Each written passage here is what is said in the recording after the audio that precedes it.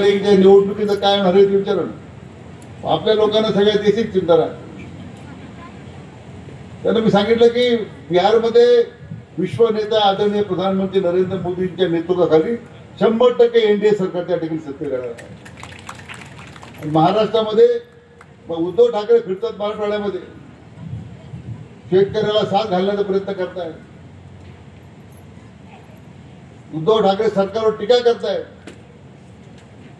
म्हणजे 2-2.5 वर्ष कोविडच्या काळामध्ये हे उद्धव ठाकरे कुठं होते? त्यांनी एकच घोषणा दिली होती, माझं कुटुंब तुमची जबाबदारी. मग लोक वारे हे घरात बसले.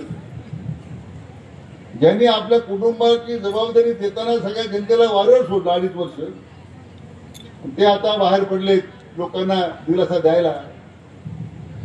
परंतु आपले राज्याचे लोकप्रिय मुख्यमंत्री माननीय देवेंद्रजी फडणवीस साहेब यांनी या संपूर्ण अतिवृष्टीमध्ये 32,000 कोटी रुपयाचे पॅकेज दिलंय.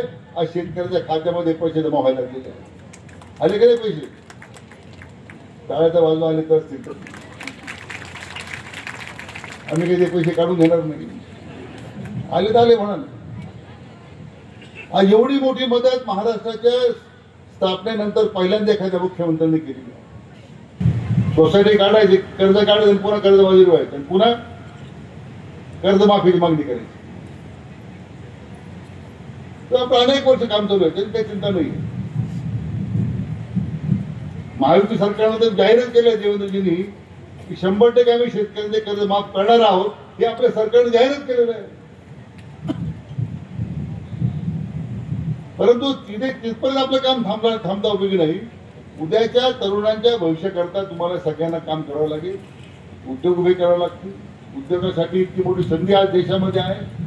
सोलापूरला सुद्धा जयकुमारजी, मी मंत्री असताना, पालकमंत्री असताना त्यावेळी या उद्योगाची एक बैठक घेतली त्यांनी की सोलापूरचा उद्योग पुढे जाणार आहे, काय केलं पाहिजे. नाव राधाकृष्ण ठेवायचं आहे आणि कृत्य मात्र कंसाची करत असेल तर हे कंसाचे हाकलून काढा त्या पार्टीतून.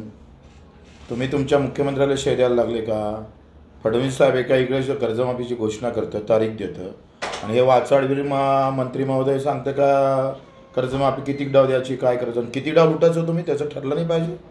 अरे शुक्र माना लोक तुम्हाला करत नाही. मी तर म्हणतो जो राधाकृष्ण विखे पाटलाची गाडी पडून ना त्याला 1 लाखाचं बक्षीस मला ऐकू. मी तर फोडणारच आहे भेटला तर. पण हे ना थांबवा, आम्ही सहन करणार नाही. 11,000 रुपये क्विंटलच्या भावाची शिफारस केली राज्य सरकारनं कापसाची, आणि मोदी सरकारनं जाहीर केले 8,000 रुपये. लाज वाटते? सोयाबीन 2,000 विकावं लागतं. तुम्ही कापूस आयात केला.